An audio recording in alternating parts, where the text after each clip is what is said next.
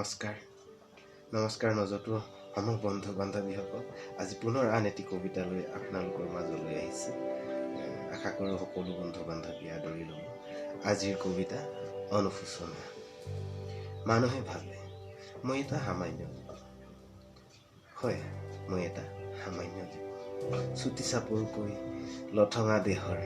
দাড়ি চুলিৰে ভৰা মই এটা জধলা কাপোৰ তথাপি মই ভাল মানুহ বুলি দাবী কৰাৰ অৱকাশ নাই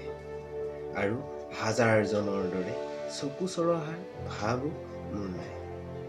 আছে এখন বিশাল হৃদয় য'ত আছে প্ৰকৃতিৰ সকলোৰে প্ৰতি অকৃত্ৰিম প্ৰেম ভাল পোৱা আৰু আন্তৰিক চৰা ভক্তি বিৰক্তি জাগে কেতিয়াবা যেতিয়া মানুহে নিকৃষ্ট মানসিকতাৰে ব্যৱহাৰ দিয়ে আৰু যেতিয়া কৰ্তব্য